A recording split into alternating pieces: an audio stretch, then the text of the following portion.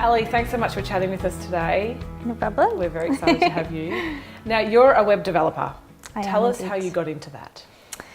Well, it was actually a bit of an accident. So, interesting. When I was in high school, I was a very arty child, loved arts and crafts, spent my lunch hours in the art department. And so for me, you know, the dream was art school. That was where I was going, whether it was fine art or fashion, you know, it had to be something, creating, doing something with art. But that didn't really work out for me. I got rejected from art school, every art school actually in the country. Oh no! Not just 1 year, but 2 years in a row. Oh, did you? Yeah, it was meant to be though. It was very devastating. Oh my God, it would have been though, getting those rejection letters back. Oh, absolutely. And I'd worked really, really hard at high school, so got like really great grades everywhere else. So it wasn't, you know, my grades, it was definitely my artistic abilities that was failing me. So yeah, I just didn't know what to do at that point. So it was very late on in the year when I'd like been told that I wasn't going to art school. And at that point, you know, the first semester people were going to university in a couple of months' time, and here was I, not sure whether I should then get a full-time job or whether, you know, I had no idea what I was going to do. And there in the universities, they have this thing called a clearing list, and it was just like the leftover courses, so spaces still left. And there was computer science and software engineering on that list. Now, I hadn't actually done any programming, but I had done like information systems and I'd done mathematics, and having that interest in design, I thought maybe there's something there, maybe that's a kind of good skill set to have to maybe try computer science.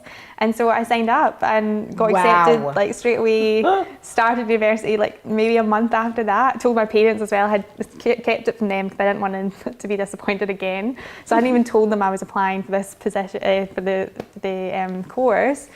And yeah, just walked into computer science, and I had no idea that it would be like all guys. Like, I swear there was maybe 10 girls in the class, and there was like 150 students, which sort of diminished over the years, but no idea what I was getting myself into. But then I fell in love with it because it was just something that really appealed to my mind. Like when I thought back to what kind of art I liked, it was very analytical art. Like very detail, like using a lot of sort of concentration and sort of deep thinking. And it was weird that this kind of new skill set, computer science and programming, gave me that same sort of feeling. Like I was kind of having my own quiet time, problem solving, working on code, and my artistic abilities like ended up being a strength. So it was weird, like I would be like the one in the class who just really excelled in the sort of the UI or the UX, the user experience and user interface design. And so these were like areas that I could apply all this kind of interest that I had in design and art, but into technology. Yeah, right. So it was a blessing that you didn't get in. It was a really blessing. To the course you Honestly, I look back on it and I think that I'm so glad that happened because you know, I know that they always say, you know, when you do art and stuff, you know, it's hard to get jobs in those areas. You know, it's highly competitive, clearly. Can't get into art school. But it's just as competitive in the industry. So here I was, being something really different, being someone who came from a creative background, who loved that stuff, but then had a tech mind, tech skill set. So that was like web development was just a really natural transition from that. Once I had graduated from computer science, I then was like, well, what industry is best for me to work in? And so web development was perfect because you were working with designers, you were working with project managers, working on really short-term projects, so apps and websites. And even though like I was never the artist or the designer in the team, I still felt really part of the creations. Like I still felt really strongly, hugely important within that team. And because I had that respect for that craft and respect for design, it almost made me a better developer because, you know, getting designs and websites pixel perfect, like really respecting that a designer has spent all that time and putting that design together, and those margins are supposed to be that size and that's supposed to be that size. Like I had such an appreciation for that. And so I think you make the idea come to life. Coding is, we go to somebody like you to build the outside of it. But can you explain what coding is? Because when I look at that, I want to squeal and run. It is like another language to me. Yeah, well, it is another language. They call it programming languages. And I guess like we do a lot of classes with kids, so explaining to them what code is kind of something we do quite often. But It's basically, I always tell them that computers are dumb. They're very stupid, but they're very good at following instructions. And if you learn the language of a computer, you can tell a computer to do anything. So you can build a website, you can build an app, as long as you can learn this language. And just like humans have different languages that we communicate in, so do computers. So computers, you can, write a program in C#, you can write a program in Java. And so they have all these different languages that, broken down, speak to the computer. So there's lots of sort of layers of languages, but programming languages are specifically designed because they are readable, despite a lot of people not quite knowing straight away how to read them.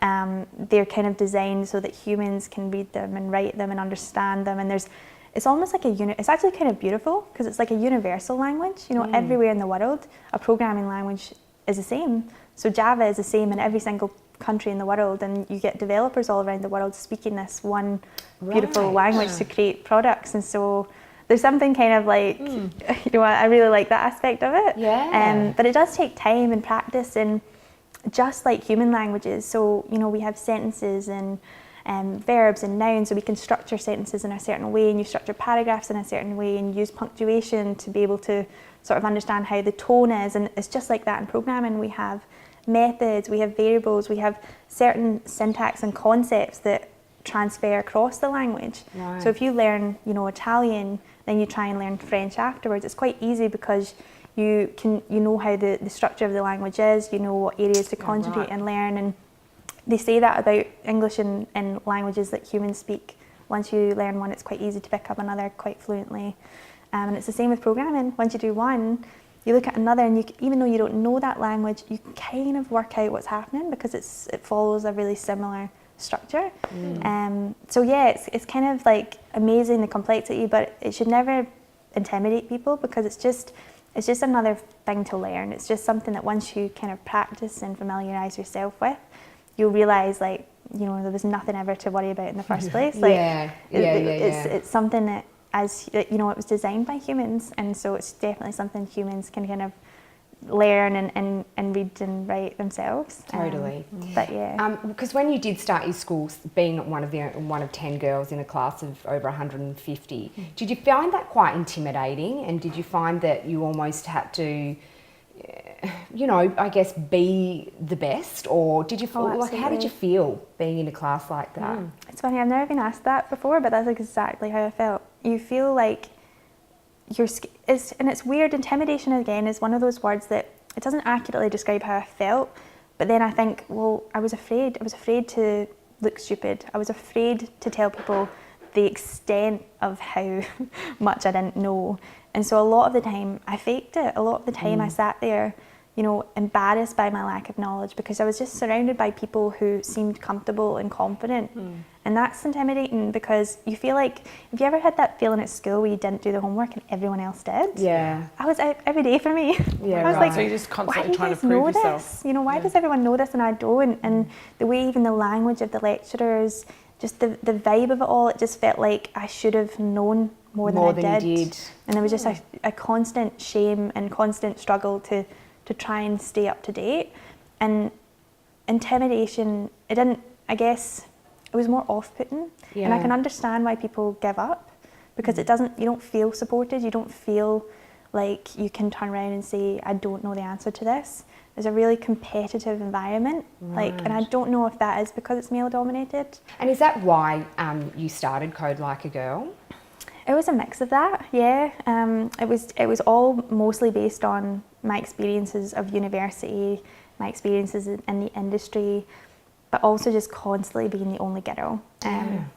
My first job, only girl in the whole entire side of the office. There was 40 men in this building, and I was the only girl, and I know, right? What is the percentage of female coders? It's like 1/5, isn't it? That's what they say. Right. So it's really hard to get this information because it's all self-reported. Yeah. There's a really broad, women in technology. But if you had to look a bit deeper, and I don't have the stats on this, but I think women in technology, 1/5. Yeah. But if you had to look at the women building technology, the women creating technology, the actual developers themselves, I would be very surprised if that was 1/5. Yeah. I think it's much lower than that. That's essentially what you're doing though, right? You're trying to bring girls in earlier. through education. Yeah, definitely. So early education is one of those things. And when we started Code Like a Girl, it was really because I was alone in this industry. I'd moved to another country. And so I felt the isolation more than ever. I didn't know the good companies to work for. I didn't know who was who in the network. And so I had to then sign up to like meetups and try and work my way into this new industry in this new country. And it was scary. I would be working all day with a full male team. And at the end of the day, I'd try and socialise a bit more. And it was just constant, you know, guy after guy after guy on these guest lists. It was like a meetups channel thing we used. Right. And I went to lots back home. I've even spoke at a few back home and helped organise some. But here I was in Australia trying to start a new network. And I just realised, like, this is hard for someone that has a computer science degree, that has, you know, 5 years experience in the industry. Imagine I'm just a young girl or an older woman wanting to career change or wanting to start out in this industry. Imagine facing that guest list and knowing that not only are you going to be that pink elephant in the room, that people will ask you, why are you here? And then you have to almost be like me back in square one at computer science, like that first classroom experience.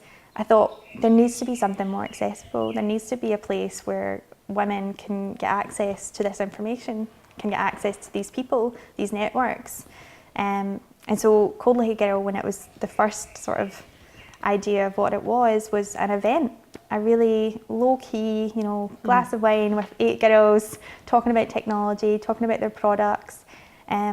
But that's not quite how it worked out. That first event just flew off the handle. We had 100 women turn up on the first night.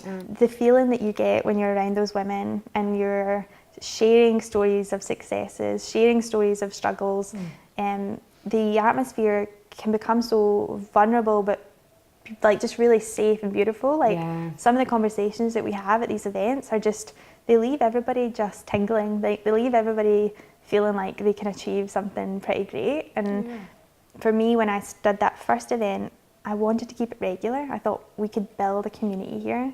Like we could create friendships, we could create networks, like we could create something that is so needed to all these women who are scattered about, alone in their jobs, alone going through these issues.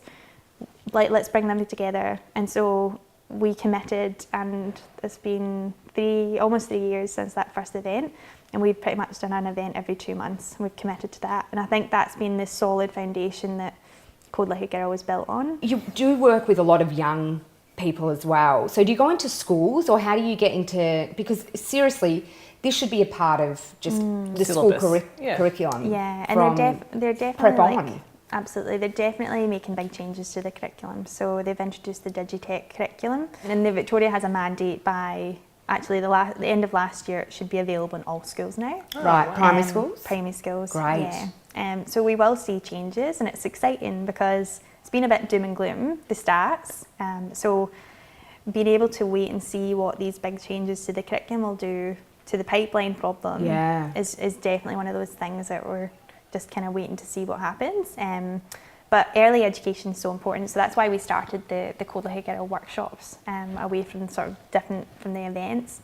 And they start from like grades 1, so kids as young as 6 years old. We teach them like computational thinking and concepts. So again, like I talked about, the concepts with coding, they're all kind of similar, but you can teach them in a certain way that kids, even with non-literacy skills, they can learn these concepts. So we do things like, you know, think like a computer, and we'll draw a big sort algorithm on the floor, and we'll teach them how computers would sort you by height, or computers would sort you alphabetically. Oh, wow. And we show them what the actual like thought process is, and actually, you know, if you break down a problem, how a computer would read that problem or write that problem. You know, just like humans, we read left to right and down. So do computers, they read left to right and then down. So you have to put your commands in a certain order. And so we teach all these kind of concepts to kids, but really fun and engaging activities. So it's not just, you know, 6-year-olds in front of a computer screen. It's 6-year-olds playing and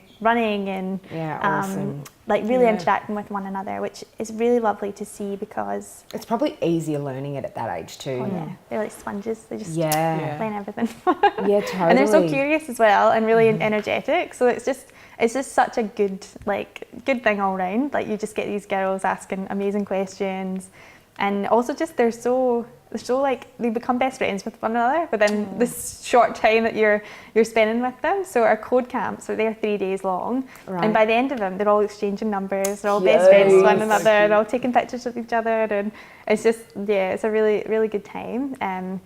But in terms of the early education, that's really important, because I think what we've seen in the past is boys, they grow up with this technology. They're, you know, the Game Boy, the magazines they read, the role models they have, you know, it's so fitted and naturally like for them. Whereas these girls, you know, we are still giving them Barbies and baby dolls. We are still giving them tea sets, and these kind of toys don't encourage problem solving. And then added on top of that, we have a really strong issue where young girls from as young as 6 start associating brilliance and intelligence as a male trait. Now, I don't know the ins and outs of how that happens in terms of why young girls don't believe in their own intelligence anymore at that age. It's usually at that age. 6 years old. It's 6 years old, yeah. So there's a big Illinois university research on it, which is, it kind of talks about gendered beliefs from young ages, and boys kind of believing in their own intelligence, but girls kind of stop at a certain age, and then that continues on to adult life. Right. So when you tell a girl that a toy or a class is for smart people, she's less likely to believe that she can do that class or she can play with that toy, because she doesn't identify herself as smart. Right. Does that make sense? Right. Yeah. And so we're seeing a real drop off, that young girls, they don't like coding or they don't want to do tech because it's, you know, it's for smart people, and that's just not how they identify as themselves. So it's overcoming that. It's not just teaching girls coding, but it's giving them really strong, visible role models. Yeah. So women who facilitate our workshops, they talk to the girls about their careers and their stories, and so we have lots of web developers and lots of app developers and software developers, and they come and they talk to the girls, and it's just right there in front of them to see and to believe, and to like know that when they think of that programmer, that it's not Mark Zuckerberg that comes to their mind, that it's Stacey or Molly who ran the code camp last month. And so it's just replacing that imagery in their head and making sure that they are confident with these skills and confident with the language, and just really sort of working on the confidence, the sense of belonging in the role models, really. Just this magic recipe of what you get at Code Like a Girl workshop to hopefully counteract some of the sort of damage, I guess, that our culture is doing to young girls, and really give them, because the thing is, that's where all the jobs are. I would love to see it be equal, and I think that's our dream, just having equal makers of the future. Because I think that's what it is. It's about women building and creating and having those tools to be able to bring their ideas to life, because their ideas are important. Their ideas are, someone hasn't thought of them yet. And I think even when you think of something really recently like the Apple Watch, 2010 I think the Apple Watch came out, and this is something that is tracking your calories, your footsteps, your heart rate, you name it, you know, your health concerns are covered. But are they? Because there wasn't like a menstruation tracker on that. Like completely forgotten about. Yeah, you're right. But they sorted it out eventually. Oh, is it on there now? It's on there now. But that's what I mean. Like when the, you know, big release, big product. Yeah. 50% of your market are women, and you're missing something pretty major about their health concerns. Wow, yeah, you're right. But there's not enough women making or creating these solutions and creating this technology. And so it's just like, imagine what a world's going to look like when you get that equality and that balance. Well, also just the feel of businesses too, you know, like a lot of the industry I work in is very male dominated. And just, you know, I love working with women. There's just a really different energy, I think, working with women. I also love that, and I want to get something that I've read on your LinkedIn, which I just thought this was gorgeous. And I don't know if this is a quote from you or... anyway, I'll read it out.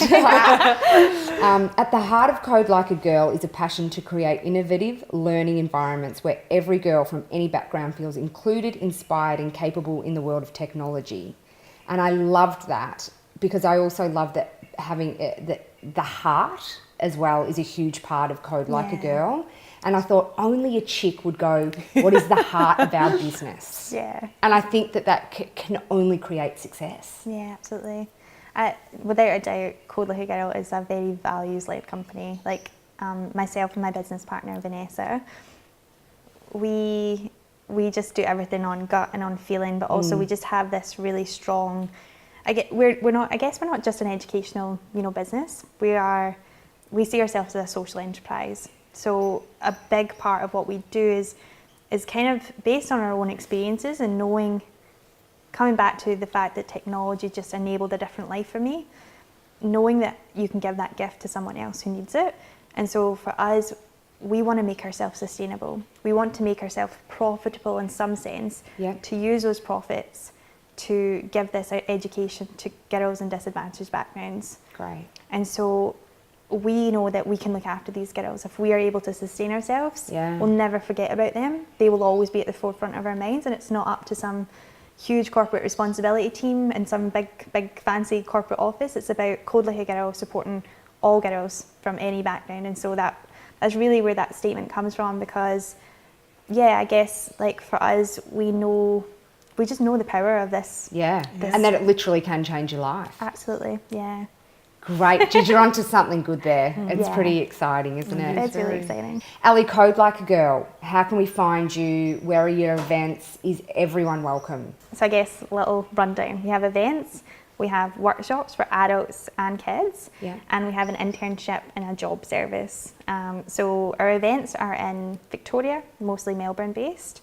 We have them in South Australia and Sydney, so Adelaide and Sydney. They run every 2 months.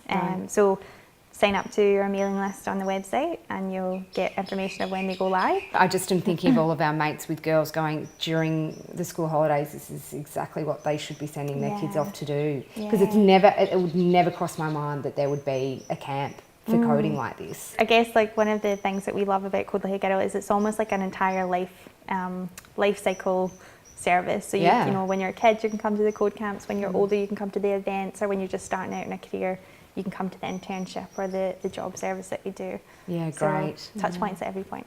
Love it. Thank you so much for joining us. What a change you are making. Oh, it is unreal. You.